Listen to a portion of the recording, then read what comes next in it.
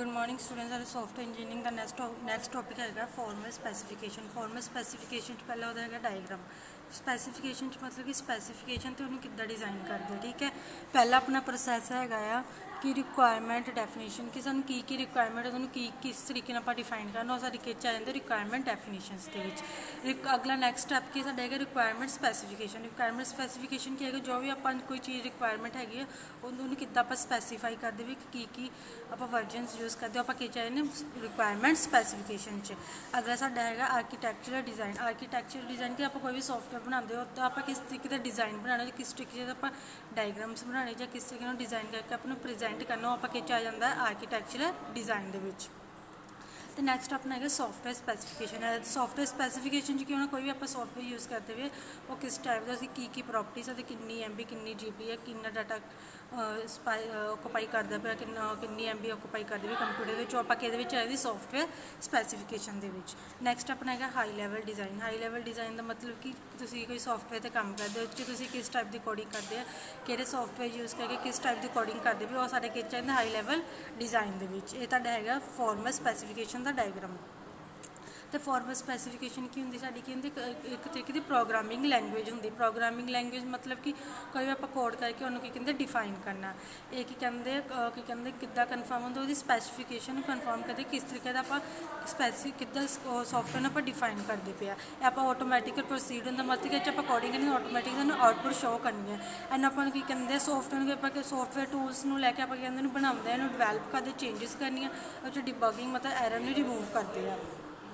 तो अपना है पहले फॉर्मल मैथड। फॉर्मल मैथड की कहते टैक्नीक है जी कहते फॉर्मल मैथड आप करते हैं अपने फॉर्मल मैथड जो आप मैथमेटिक कैलकुलेशंस करते हैं, उन्होंने डिज़ाइन किद्दां करना, उसकी कंस्ट्रक्शंस मतलब किस की चीज़ यूज़ करनी है, वो कंस्ट्रक्शंस यूज़ करते हैं, उन्होंने किद्दां एनालाइज करते कंप्यूटर सिस्टम जो आप सॉफ्टवेयर पर काम करते हैं उन्होंने कहते फॉर्मल मैथड।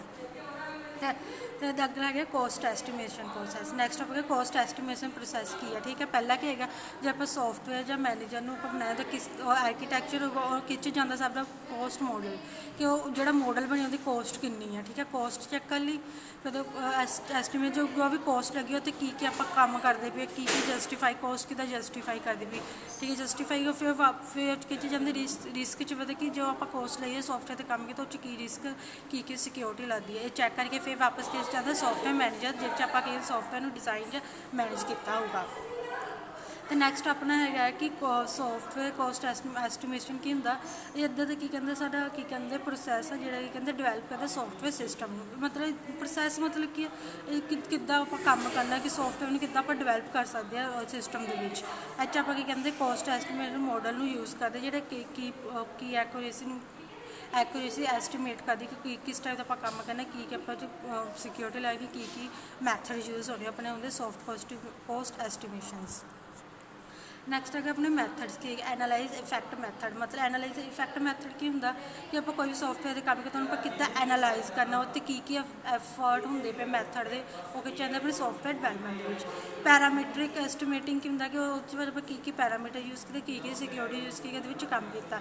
अगर प्लैनिंग गेम मतलब कि जो प्लैनिंग गेम जो प्रोग्रामिंग हो तो कोई भी सॉफ्टवेयर पर काम करते किस तरीके की कोडिंग करनी, किस तरह की प्लैनिंग करके उन्होंने कहते काम करना, अपने कि चाहते प्लैनिंग गेम्स या प्रोग्रामिंग IT के मैथड मतलब ये भी एक तरीके मैथड आप की कहते कॉस्ट एस्टिमेशन यूज़ करके आप सॉफ्टवेयर डिवैलप कर सकते। Model based cost model based मतलब कि कोई भी आप सॉफ्टवेयर पर काम नहीं करना, कोई ऐप डिज़ाइन करना उत्ते किस तरीके का मॉडल है, किस तरह स्ट्रक्चर बना सकते चाहते मॉडल बेस्ड कॉस्ट इंजीनियरिंग।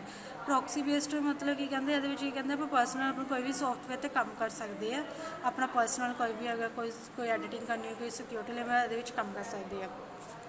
तो नैक्सट अपना है कि किन्ने टाइप का होंगे, ये 3 टाइप का होंगे अपना कॉस्ट एस्टिमेशन। पहला है कि ऑर्डर मैगनीट्यूड एस्टिमेट मतलब किस जो कि कहते ऑर्डर का बनाना कि ऑर्डर का टेबल बनाना किस तरीके का अपनी सिक्योरिटी लैनी। प्रोग्रामिंग करके कहते ऑर्डर में एस्टिमेट का बजट एस्टिमेट कि सॉफ्टवेयर का कितना बजट लगता पे वो एस्टिमेट करना। तो डेफिनेटिव एस्टिमेट मतलब कि जो आप सॉफ्टवेयर पर काम किया उन्होंने आप कितना डिफाइन करना कि सिक्योरिटी लै किन्ने पार्ट डिवाइड किया, सॉफ्टवेयर कितना डिफाइन एग्जीक्यूट होंगे कि चाहते अपने definitive estimate.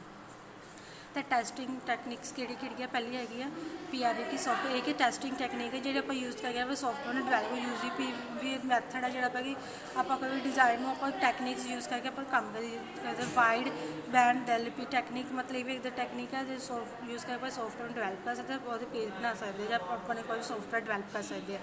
Thank you so much student. ਅੱਜ ਲਈ ਬਸ ਇੰਨਾ ਲੈਕਚਰ, ਤੁਹਾਨੂੰ ਲੈਕਚਰ ਕੋਈ ਪ੍ਰੋਬਲਮ ਆਈ ਤੁਸੀਂ ਮੇਰੇ ਤੋਂ ਪੁੱਛ ਸਕਦੇ ਹੋ। Thank you so much. ਤੇ ਆਪਣੀ ਰੋਜ਼ ਦੀ ਰੋਜ਼ ਅਟੈਂਡੈਂਸ ਲਗਾਓ ਤੇ ਆਪਣੇ ਜੋ ਵੀ ਤੁਹਾਨੂੰ ਲੈਕਚਰਸ ਭੇਜਦੇ ਆ YouTube ਤੇ ਉਹਨਾਂ ਨੂੰ ਵਿਊ ਕਰੋ ਤੇ ਕੀ ਕਹਿੰਦੇ ਆ ਉਹਨਾਂ ਨੂੰ ਕਹਿੰਦੇ ਰੋਜ਼ ਦੀ ਰੋਜ਼ ਲੈਕਚਰ ਸੁਣੋ। ਜੇ ਤੁਹਾਨੂੰ ਕੋਈ ਪ੍ਰੋਬਲਮ ਤੁਸੀਂ ਮੇਰੇ ਤੋਂ ਪੁੱਛ ਸਕਦੇ ਹੋ। Thank you so much.